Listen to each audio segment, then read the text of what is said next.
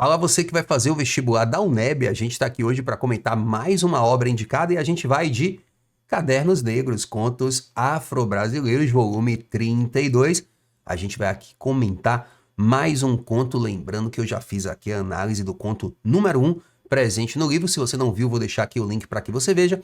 E agora a gente vai para um conto mais para o final, já que os contos estão arrumados em ordem alfabética. E a gente vai falar aqui da história Jogo Eleitoral, do escritor Sérgio Baluch, né? Então o S já mais para o fim. Então Sérgio Baluch traz aí para a gente o conto Jogo Eleitoral. O tema já está aí colocado no título, tem a ver com as eleições, o assunto do momento, mas esse dia em que o conto, né, nessa noite em que o conto está acontecendo, nós temos o aniversário do Carlinhos. O Carlinhos está fazendo aí seu aniversário e o pai tá arrumando a casa ali, pendurando bexigas, né, para o aniversário, aquelas bolas que se colocavam, né, se coloca, né, na parede, as bolas de aniversário, as bexigas para comemoração, e a gente vê a presença do Michael Jordan, né, o atleta Michael Jordan também sendo colocado ali na parede, lembrando que Michael Jordan é um jogador de basquete negro, isso é importante para a constituição do homem negro de sucesso, esportista de sucesso,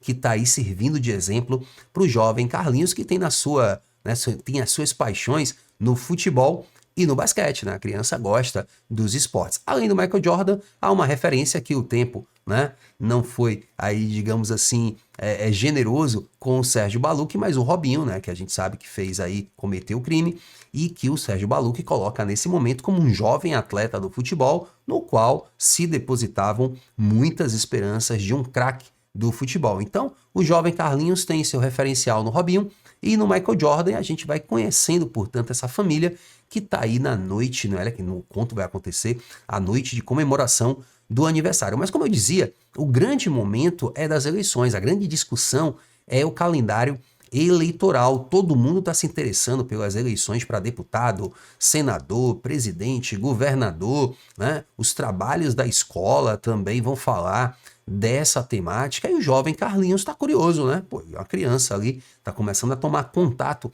com essa realidade e ele vai, inclusive, recolhendo, guardando o material político que chegava pelo correio. A criança gosta, né, dessas tranqueiras, muitas vezes a criatividade vai acumulando aqueles materiais. Me diz aí, o que que você acumulava quando era criança? Eu gostava às vezes de pegar uma pedra na rua e levar para casa a pedra e colocar os bonecos ali em cima da pedra, é uma loucura. E o pai e a mãe, tira essa pedra daqui, joga essa porcaria fora, minha pedra, não mexe nisso não. Então Carlinhos vai guardando ali aquele material da política, né, os panfletos que chegam, e isso vai se somando com o futebol e o basquete, vira quase que uma nova paixão. E aí o garoto fica curioso, né? Pai, o que é a política? Aí o pai começa a explicar, olha, a política, os governadores, prefeitos, etc., formam um sistema democrático de representação da vontade do povo. Guri, hã? Que é isso? Né? E na prática, pai, o que é ser político? O pai Saulo, nessa hora, sente o perigo da pergunta, né? Na prática, o que é? Por quê? Porque o menino é esperto, né? O Carlinhos é esperto, é a cabeça de escritor com pés de jogador de futebol de drible rápido. Se o pai vacilasse, o menino daria um chute de voleio com as palavras. E o pai também teve vontade ali de desabafar, olha, meu filho, a política é suja, alguns roubam, dançam, né, no sentido assim de se darem mal, são descobertos, choram, pedem votos, se reelegem, fazem tudo novamente. Mas era aniversário do garoto, o pai não teve coragem de tanta amargura, né? Bem, meu filho, político é uma pessoa comum, como eu, você, seu tio, e você quando crescer, claro, né? Os vereadores, deputados e senadores representam as leis, o legislativo fazem as leis, o prefeito comanda a cidade, o governador comanda o estado e o presidente comanda o país, entendeu? Carlinhos concorda com o olhar miúdo, desconfiado de quem esperava mais. O pai foi logo para a cozinha antes que ele perguntasse novamente, vem cá, e na prática, pai, o que é isso? Chegou finalmente a noite de aniversário e os convidados vão chegando, né? Tios, tias, primos, amigos, amigos dos amigos. Então vai chegando gente.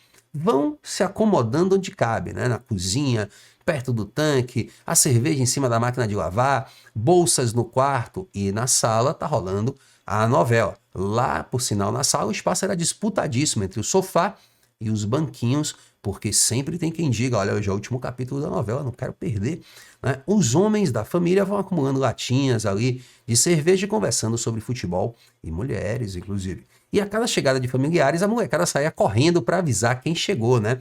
Os vários até que chegavam ao mesmo tempo. Porém, aí aqui vem o fato importante, chega um casal de amigos da mãe de Carlinhos e chega quase despercebido, né? Só é avisado assim, é recepcionado por um sobrinho que, necessitando ir ao banheiro, urgentemente, está apertado, pede passagem na tumultuada escada e anuncia, olha, tem gente subindo aí as escadas. O casal se acomoda justamente na sala. A mulher, devido ao último capítulo da novela, e o homem talvez, né, sem jeito ali, não sabia onde ficar, não ia entrar, né, na casa assim, ficou ali, mas na sala. A esposa de Saulo me desagrada um pouco, galera, quando eu tô lendo o conto. Ele fala de Carlinhos, ele fala de Saulo, mas ele não diz o nome da mulher, né? A esposa de Saulo parece uma redução da mulher a ser esposa. Mas enfim, é só um comentário, não é o tema principal do conto, mas me incomoda um pouco. Vamos colocar Maria, Joana, qualquer nome, né? Depois até colocava o aposto Maria, a mãe de Carlinhos, né? Mas enfim, a esposa de Saulo, com um coração maior do que a África, ou seja, onde cabem vários povos, várias pessoas, sente-se cada vez mais feliz com a união da família numerosa e pede ao marido uma atenção especial para o casal recém-chegado. Olha, uma velha amiga minha do tempo lá do bairro de Ipiranga, onde eu nasci. Converse com o marido dela, eu não quero que eles se sintam deslocados. Saulo responde, claro que eu vou dar atenção. Como se fosse, né, possível ele dar atenção a tanta gente. A casa já tá cheia, no banheiro tem gente gritando que tá cheio, que tem gente. Outro diz, traz um pano aí que eu derrubei o refri no chão. Leva uma cerveja pro cara lá que chegou com a amiga da esposa. Ri de uma piada e continua a maratona de fazer várias coisas, né? Mestre de cerimônia, garçom, DJ, zelador, orientador da criançada. Molecada aí, cuidado com a escada, hein? A preocupação em relação ao namorado da velha amiga continuava. Será que o cara tá sem jeito? Mas logo se desfez, porque aquele homem que estava ali meio tímido, meio espremido, no cantinho do sofá vendo a novela, pouco a pouco foi se soltando, até se aproximar das atenções do grupo, faltou o masculino. Se o assunto era, na época, futebol ou mulher, na hora lá, ele ficou um pouco sem jeito, mas quando chegou política, ele passou a falar, gesticular, e todos perceberam que era um território confortável para ele. O capítulo da novela ganhou um novo atrativo quando uma prima solteirona, sentada no banco do sofá, olhou para o homem, né, esse marido da amiga da mulher dele, e disse assim, esse cara é candidato a deputado. E foi um tal do pessoal perguntando, será que é ele mesmo? Né, que corria de um canto a outro da casa, chegando a quase nomeá-lo senador, o homem de confiança do presidente. Aí o cara fala, né, de fato, sou eu, estou pleiteando pela primeira vez um cargo eletivo de deputado federal. Dizia com a humildade de quem respondia a uma coletiva de imprensa. Já não é tão humildade assim, né? Já tá se achando ali. Sim, era ele mesmo. E questionava sobre as obrigações do Estado, mostrava que boas intenções iguais às daquele pequeno grupo no aniversário poderiam crescer e incentivar o país. Ou que com os maus políticos ele certamente não compactuaria, se afastaria e, se fosse eleito com as armas do povo, seria um incansável caçador de corruptos. Então a caracterização desse cara aí já é pra gente sentir um pouco de desconfiança, né? Parece que ele tem um discurso meio pronto, meio clichê. Entre as bandejas de salgadinhos era possível ver sua cara em número, devido a que começou a distribuir material ali publicitário, santinhos, né? Um exagero, um monte, até talvez assim bonito. Carlinhos aproveitou e pegou uma boa quantidade daqueles papeizinhos. Sua nova paixão, né? Colecionar aquelas, entre aspas, figurinhas. O possível eleitorado, de maioria negra, era a família negra, anima o candidato, tanto que ele direciona o discurso para os assuntos de interesse daquela comunidade. E aí, galera, vem uma coisa importantíssima que o conto está trazendo, que é o oportunismo desse cara, que vai se valer de uma pauta que nem é a dele, mas para quê? Para angariar a simpatia daquele eleitorado. Então, aquele pessoal que está ali, ele saca, olha, eu vou trazer essa discussão, porque pode ser interessante para eu conquistar uns votos, né? Então, ele direciona seu discurso para assuntos de interesse da comunidade, mostrando que a pauta não é sincera, mas é oportunista. Se antes o terreno era seguro e fértil, agora trilhava por uma área não muito conhecida, quase uma areia movediça. Tanto que um tio que estava ali na cena, que pouco denunciava a idade, mas tinha o cabelo, a carapinha toda prateada, ou seja, cabelo já grisalho, era estudioso da Frente Negra Brasileira, ou seja, conhecedor do movimento negro brasileiro, com defesa de doutorado e tese e tudo, passou a olhar né? De maneira assim, ó, que vagabundo, olha só que pilantra, transmitindo desconfiança ao resto do grupo após uma rápida pergunta sabatina sobre diversas personalidades e instituições negras, sem atestar ao menos conhecimento da existência de muitas delas. O cara não conhecia muitas figuras importantes da questão negra brasileira, ou seja, um oportunista. A cerveja logo acaba, o salgadinho comido entre as propostas e confidências políticas deveria ser aumentado. Saulo, traz outra cerveja, por favor. E o filho dele, o Carlinhos, o aniversariante, está bem interessado na política, um tempão aí olhando a conversa, né?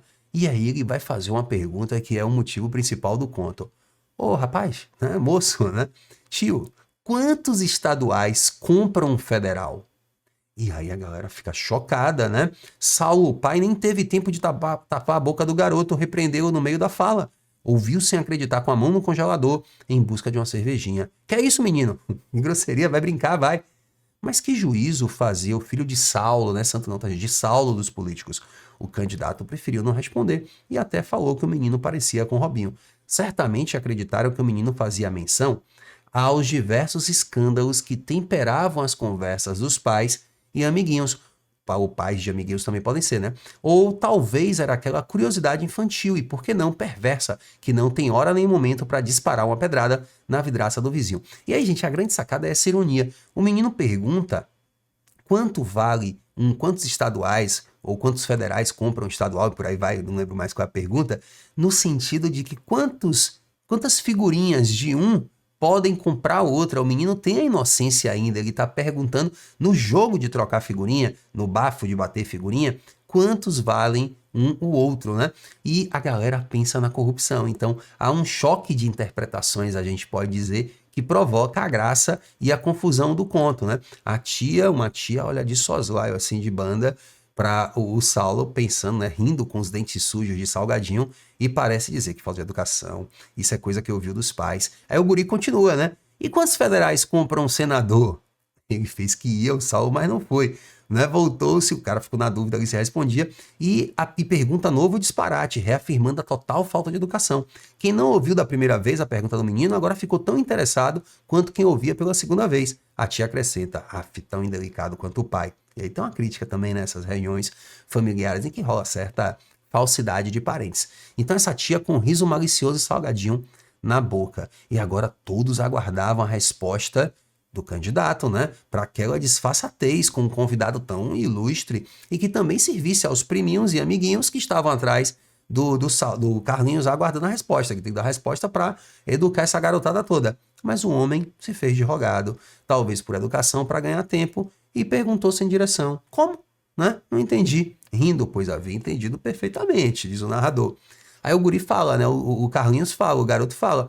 Não, é que nós inventamos um jogo e perdi algumas figurinhas. E demonstra com farto material publicitário na mão, batendo com a mão em concha na cara do político, bater figurinha, que em São Paulo se chama bafo, né? E bafo. Então você percebeu aí qual é a proposta do conto Jogo Eleitoral, discutir de maneira, né, bem interessante, irônica, debochada, a corrupção na política, mas que de alguma maneira não foi a intenção do garoto. Então pode ser uma pergunta da UNEB explorar esse mal entendido entre o que diz o Carlinhos e que a comunidade, a família dele compreende, e ao mesmo tempo também é um conto em que a temática negra está mais em segundo plano, podemos dizer assim, a temática política está em primeiro lugar, mas a gente vê essas referências que o conto foi trazendo para a gente, tá? E se você não conhecia o canal, fica aqui a oportunidade de se inscrever, e se você já conhecia também, deixar aqui o seu like pra gente, tá? Se inscreva, porque toda semana você pode ver nossos comentários sobre vestibulares